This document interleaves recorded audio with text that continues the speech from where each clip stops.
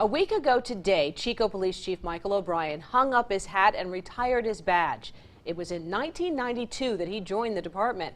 Several days before his last day, I sat down with the chief and we talked about his career, the challenges and the successes, and now the vision for the future.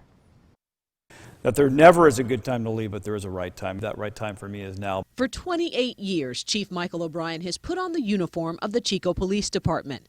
Serving in many capacities, he was sworn in as chief in 2015. There is something sobering anytime you raise your right hand, whether you're in court or swearing an oath. It's pretty significant. It is something that you do not take lightly. I asked Chief O'Brien about the many challenges encountered during his 32-year-long law enforcement career. His retirement comes at a pivotal moment when the profession and actions of officers are being closely scrutinized.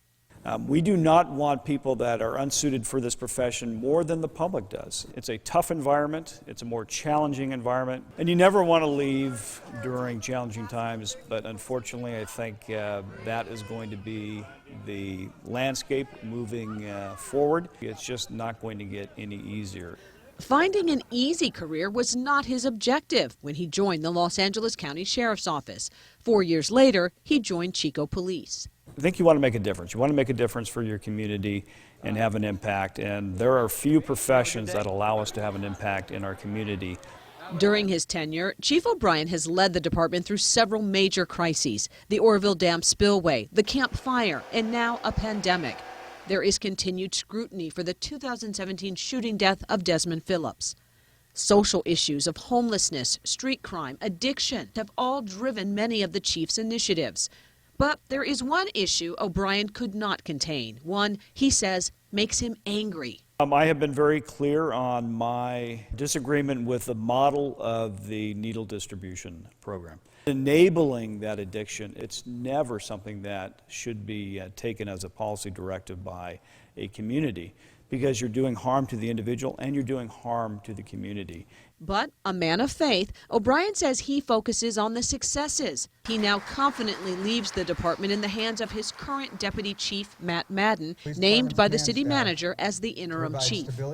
Is there any particular advice that you have for whoever fills the chief's shoes after you?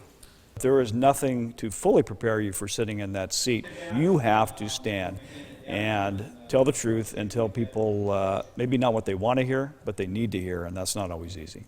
What next for Chief O'Brien? My desire in some form or fashion is to help people that are going through crisis and helping them navigate through that. That's what my passion is. And I also asked the chief what he was most proud of.